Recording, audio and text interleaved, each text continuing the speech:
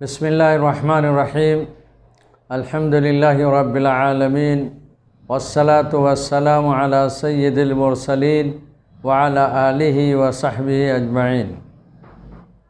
اعوذ باللہ من الشیطان الرجیم، بسم اللہ الرحمن الرحیم۔ فانکحوا ما طاب لکم من النساء مثنی وثلاث ورباع۔ صفحہ آن لائن کے مستمعین حضرات، آج کی اس مجلس میں انشاءاللہ نکاح اسلامی شرع کی روشنی میں نظر میں کے موضوع پر گفتگو ہوگی۔ انشاءاللہ موضوع مختصر رہے گا، لیکن حتی الامکان اس میں پوری بات لانے کی کوشش کی جائے گی۔ پہلی بات یہ ہے کہ نکاح ہے کیا، اس کی مصلحتیں اور حکمتیں کیا ہیں۔ اسلام میں نکاح مرد عورت کے درمیان کا وہ معاہدہ ہے جس کے ذریعے سے ایک کو دوسرے سے ازدواجی زندگی، میاں بیوی کی زندگی گزارنے کا موقع حاصل ہو سکے، اور یہ ایک طرح سے معاہدہ ہے دونوں کے درمیان کا۔ اس معاہدے میں نیت اور ارادہ پوری زندگی ساتھ رہنے کا ہوتا ہے، لیکن کسی مشکل وقت میں یہ معاہدہ ختم بھی ہو سکتا ہے۔ یہ معاہدہ ایسا ہے، نیت اگر نیک ہے، بہتر ہے، تو پھر اس پہ ثواب بھی ملتا ہے اور عبادت کا پہلو ہے۔ اور اس کی حکمتوں میں ایک انسانی ضرورت ہے۔ اللہ نے انسان کے درمیان، مرد عورت کے درمیان ایک کشش رکھا ہے، اور ایک کے بغیر دوسرے کی زندگی نامکمل ہے۔ مرد عورت جب دونوں ایک ساتھ زندگی گزارنے لگے، تب زندگی گویا کہ مکمل طور پر صحیح انداز سے، صحیح جذبے سے اور صحیح طور طریقے سے گزرتی ہے۔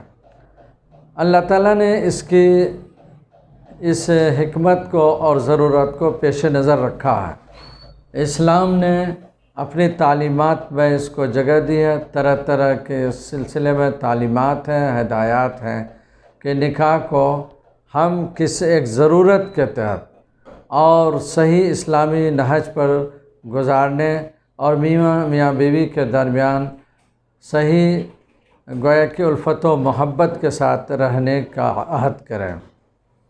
اس کی ایک بڑی حکمت یہ ہے کہ نکاح کے ذریعے سے انسانی آبادی اور انسان کی نسل پروری کا موقع ملتا ہے، اور اس کا موقع دیا۔ قرآن میں سورہ نساء کی جو پہلی آیت ہے، اس میں اس طرف اشارہ موجود ہے کہ اللہ تعالیٰ کی حکمتوں میں سے، اس کے نظام میں سے ہے کہ مرد و زن کے ملاپ سے ایک آبادی پھیلتی ہے۔ دوسری بات یہ ہے کہ نکاح باعث سکون ہے، اس کی حکمت ہے۔ مرد جب دنیا کے کام سے، جھمیلوں سے، مشکلات سے نکل کر گھر آتے ہیں، تو عورت اپنی بیوی کے ساتھ جب ہو جاتے ہیں، تو پھر ان کی وہ مشکلیں عورت کے ساتھ بہتر رہنے کی وجہ سے یا عورت پر نظر پڑنے کی وجہ سے، ان کی بیوی جو محبت سے ایک دوسرے کو دیکھیں، اس سے سکون ملتا ہے۔ یہ انسانی نفسیات ہے۔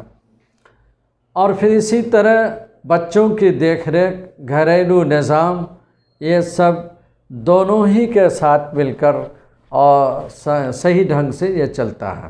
اسلام نے اس پہلو کو نظر انداز نہیں کیا ہے کہ میاں بیوی دونوں ایک ساتھ زندگی گزاریں، اور پھر اس میں جب بال بچے، اولاد اور گھر کے دیگر افراد، ان کے دیگر ممبران کے ساتھ اچھا رشتہ رہے، تعلق رہے، یہ ساری مصلحتیں نکاح میں ہیں۔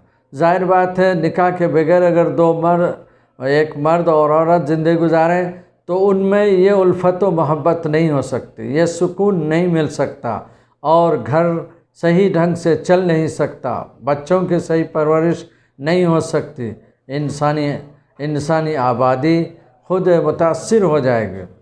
اور دوسرا ایک اہم بڑی جو بات ہے جو اسلامی نکاح میں جو مصلحت ہے کہ ایک دوسرے کی عصمت کی حفاظت ہو، صحیح طور پر دونوں صحیح اور شرعی زندگی گزار سکیں۔ اگر نکاح نہیں کریں گے تو ایک دوسرے کی عصمت محفوظ نہیں رہ سکتی یا بہت مشکل میں پڑ جائے گی۔ عصمت کو محفوظ رکھنے کے لیے یہ ایک اس کی بڑی مصلحت۔ عورت جب کسی شخص کی زوجیت میں آ جاتی ہے تو پھر وہ ایک حصار میں آ جاتی ہے، ایک قلعے میں آ جاتی ہے، اس لیے ان کا نام محسنات کہا گیا ایسی عورتوں کا۔ شادی شدہ عورتوں کو قرآن نے محسنات کے لفظ یاد کیا کہ وہ ایک قلعے میں آ گئی، شوہر کی حفاظت میں آ گئی، اور شوہر کی ذمہ داریاں شوہر پر ان کی ذمہ داریاں آ گئی، اس لیے عورت گویا کہ اب محفوظ زندگی، باعزت زندگی گزار رہی۔ اس طرح کی مصلحتیں ہیں۔ دوسری بات یہ کہ نکاح کا نظام کیا ہے۔ اللہ تعالیٰ نے خود قرآن مجید میں نبی کریم صلی اللہ علیہ وسلم نے احادیث نبوی میں اس کی طرف مکمل رہنمائی کی ہے کہ نکاح کے لیے ایک مجلس ہونا چاہیے، چند افراد پر مشتمل ایک مجلس ہو جس میں ایک خطبہ پڑھا جاتا ہے، اور اس میں نکاح کی اہمیت اور مصلحت اس طرف توجہ دلائی جاتی ہے۔ نکاح کے مجلس میں دو گواہان کا، مسلم گواہان کی موجودگی ہوتی ہے۔ پھر نکاح میں اسلام ایک نظام مہر کا بھی ہے، کیونکہ ایک عورت جو اپنے ماں باپ، بھائی بہن اور جن سے ان کو الفت و محبت تھی، اس سماج کو وہ چھوڑ رہی ہے اور ایک نئے سماج میں جا رہی ہے، نئے گھر میں جا رہی ہے، تو وہ ایک وحشت میں اور بیزاری میں مبتلا ہو جاتی ہے، ان کا دل اکھڑا اکھڑا ہو جاتا ہے، بے چینی کی کیفیت ہوتی ہے۔ تو اللہ تعالیٰ نے یہ نظام رکھا ہے کہ ایسے موقع سے عورت کو خوش دلی کے ساتھ مہر دو تاکہ ان کی دل جوئی ہو سکے، ان کی دل بھرائی ہو سکے، پریشانی ان کی دور ہو سکے۔ اور ایک بات اور نکاح کے نظام میں ہے کہ نکاح ایسی جگہ کرے جہاں معاشرت میں یکسانیت ہو، میچول ہو، اور اونچ نیچ اس طرح نہ ہو کہ دونوں کا مزاج مل نہ سکے۔ ایک ساتھ زندگی گزارنے میں، ایک خاندان میں رہنے میں، دونوں میں اگر کفو کی حیثیت ہو یعنی برابری کی حیثیت ہو تو اس نکاح میں پختگی ہوتی ہے، اس کا بقا ہوتا ہے، یہ نکاح کبھی دراڑ کے شکار نہیں پڑتا۔ ان چیزوں کا اہتمام، اس کی رعایت اسلام میں کی گئی ہے۔ ایک تیسری بات یہ ہے کہ نکاح کن عورتوں سے کرنا جائز ہے، کن سے نہیں۔ جن عورتوں سے نکاح کرنا جائز نہیں ہے، قرآن مجید میں اس کی فہرست بیان کر دی گئی ہے محرمات کے عنوان سے، جن میں وہ عورتیں ہیں جو ان کے خاندان کے جیسے ماں ہیں، دادی ہیں، نانی ہیں، پھوپھی ہیں، خالائیں ہیں، اس طرح بہنیں ہیں، اس طرح کی فہرست بیان کر دی گئی، اور ان کے علاوہ جو عورتیں ہیں ان سے نکاح کو جائز قرار دیا گیا ہے۔ اس لیے نکاح میں اس پہلو سے بھی دیکھنا ضروری ہوتا ہے کہ کن عورتوں سے نکاح کرایا جائے۔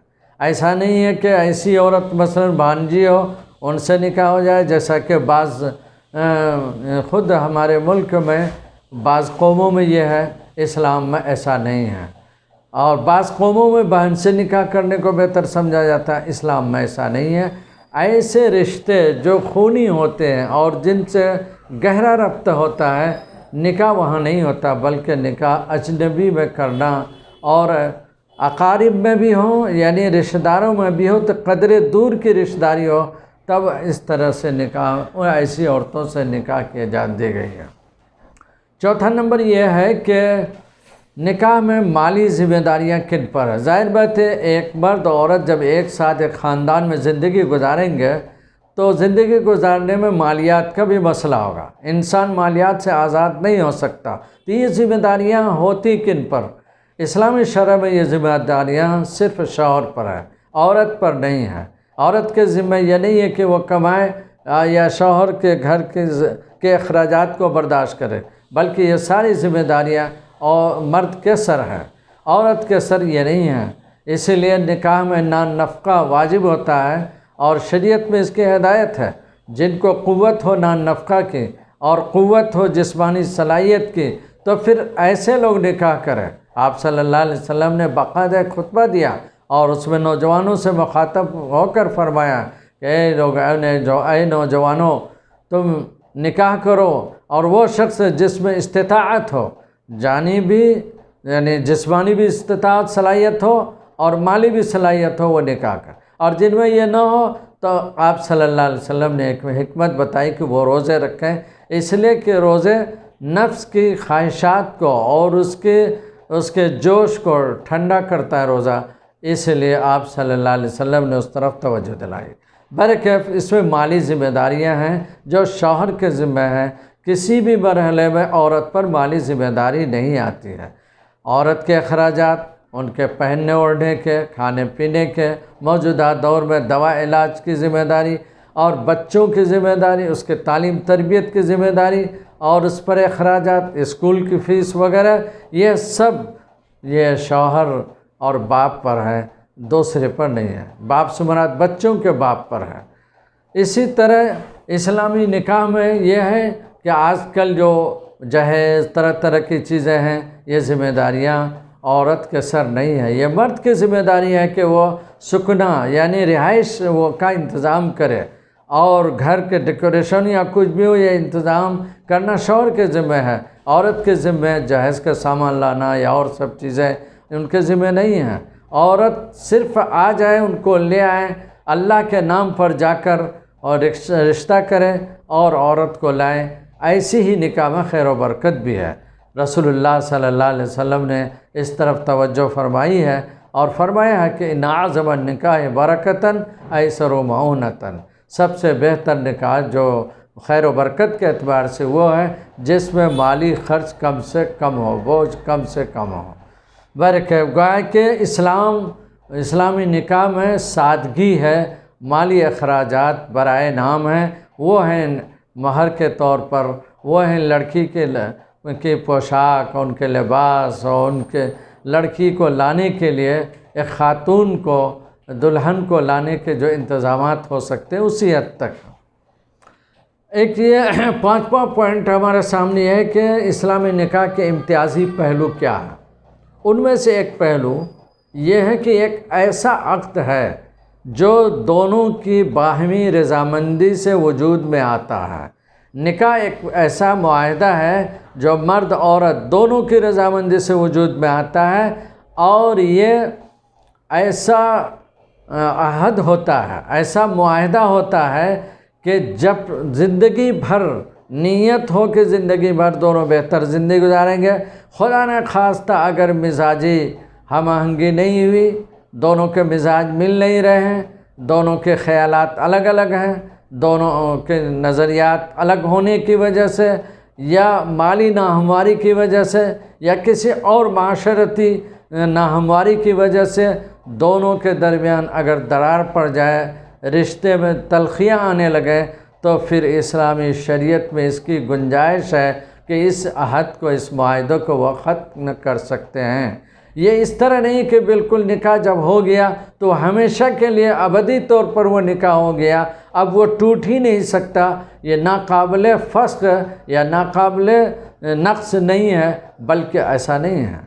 بعض مذاہب میں یہ ہے کہ نکاح کر لیا تو زندگی بھر کے لیے وہ عورت ہو گئی، وہ اس کی بیوی ہو گئی اور 7 جنم تک کے لیے ہو گئی۔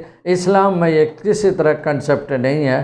اگر دشواری ہے دونوں کے درمیان، اگر دونوں کے آپس میں نہیں بنتے ہیں اور جدا ہونے میں بہتری محسوس کرتے ہیں، تو قرآن مجید میں اس کی طرف توجہ دلائی گئی ہے، اور کہ وہ جب یہ سمجھ رہے ہیں اور ان کے اولیاء گھر کے لوگ سمجھ رہے ہیں کہ دونوں کے جدا ہونے ہی میں بہتری خیر ہے، تو جدا کر دینا ہی بہتر ہوتا ہے تاکہ وہ نئے سرے سے دوسری جگہ زندگی گزار سکیں۔ اس جدائیگی کا نام شرع اسلامی میں طلاق ہے، یعنی نکاح کو ختم کر دینا طلاق۔ عورت کبھی خود شوہر اپنی طرف سے دے تو یہ طلاق ہے، اور اگر شوہر خود چاہ رہے کہ نکاح ختم ہو جائے، وہ پیشکش کر رہی ہے، تو اس کو خلا کا عنوان دیا جاتا ہے۔ اسی طرح اگر مرد عورت دونوں اس پر راضی نہیں ہیں، قاضی کے یہاں معاملہ چلا جائے، عورت پر ظلم ہو رہا ہے، وہ ظلم برداشت نہیں کر سکتی، قاضی کے یہاں چلی گئی اور قاضی نے دونوں کی باتیں سنی اور بات ثابت ہو گئی، تو قاضی کو حق ہوتا ہے کہ ان دونوں کے درمیان کے رشتے نکاح کو ختم کر دے۔ اس کو شریعت میں فسخ نکاح کہتے ہیں۔ گویا کہ اسلام میں جہاں نکاح بہتر زندگی گزارنے اور اچھی گویا کہ زندگی گزارنے اور ایک انسانی فطری زندگی گزارنے کا ایک طریقہ ہے اور اس کا انتظام ہے، ساتھ ساتھ اگر دونوں میں نہ بنے، تلخیاں ہوں، تو جدا ہونے کے بھی طریقے ہیں، اور اس جدا ہونے میں ایک مستقل پروسیس ہے جو طلاق وغیرہ کے ہے، اور ایک مستقل موضوع ہے، انشاءاللہ اس پر کبھی گفتگو ہوگی۔ ایک بات جو اس میں نکاح اسلام کے نکاح میں ہے، وہ امتیازی ایک پہلو یہ ہے کہ عبادت کا بھی اس میں رخ ہے۔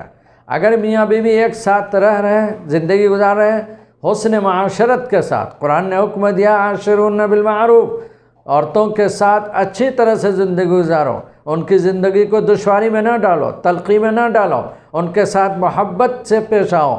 چنانچہ حدیث میں آتا ہے اگر محبت کے ساتھ شوہر بیوی کے منہ میں لقمہ ڈالے تو یہ صدقہ ہے، بیوی کے ساتھ اچھا معاملہ کرے تو یہ بہترین صدقہ ہے۔ بہتر انسان اس کو قرار دیا گیا جو بیوی کے ساتھ اچھا معاملہ کرے، بیوی کو اچھی نظر سے دیکھنا، محبت کی نظر سے دیکھنا، محبت کے ساتھ ان کے منہ میں لقمہ ڈالنا، ان کے لیے انتظام کرنا، ان کے نان نفقہ کا انتظام کرنا، یہ ساری چیزیں عبادت میں آ جاتی ہیں۔ اس لیے نکاح ایک ایسا معاہدہ ہے اسلام میں جہاں معاہدے کے ساتھ ساتھ اس میں عبادت کا بھی پہلو ہے۔ اور ایک چیز جو اس میں جو مہر رکھی گئی دلجوئی کے لیے، یہ مہر بہت ہی بامعنی ہے۔ بہت سے مذاہب میں، قوموں میں مہر کا کوئی تصور نہیں ہے، کوئی خیال نہیں، لیکن اسلام میں یہ ہے۔ اور کیوں ہے؟ اس لیے ہے تاکہ وہ عورت، وہ بچی جو زندگی بھر ایک گھر رہی، ماں باپ کے ساتھ رہی، بھائی بہنوں کی محبت کے ساتھ رہی، اور ان کے چچا اور خاندان کے لوگ رہے، دادی نانیال، وہ سب چھوڑ کر ایک دوسرے گھر میں جا رہی ہے، تو یقیناً انسان کا دل متاثر ہوگا۔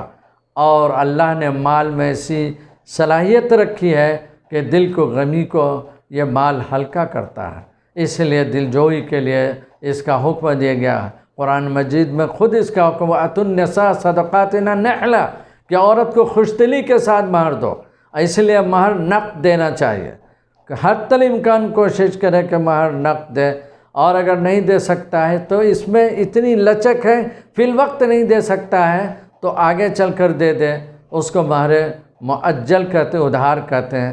اصل تو یہ ہے کہ نقد ہے، اصل تو یہ ہے کہ عورت کو اس دن پہلے ہی شب میں کچھ ہدیہ پیش کرے، یہ اسلامی تعلیمات میں سے ہے۔ ناظرین، صفا آن لائن کی کوششیں دراصل دینی تعلیمات کو ڈیجیٹل دور میں بہتر انداز میں پیش کرنے کی ایک کوشش ہے۔ اگر ہماری یہ کوشش آپ کو اچھی لگتی ہے تو آپ سے گزارش ہے کہ اس پروگرام کو اپنے دوستوں میں شیئر کریں، دوسروں تک پہنچائیں، متعلقین کو فارورڈ کریں۔ یہ ایک دینی تحریک ہے، اس میں آپ کا تعاون ہمارے لیے بہت اہم ہے۔ اسی کے ساتھ ہمیں دیجیے اجازت، بہت بہت شکریہ، جزاک اللہ، اللہ حافظ۔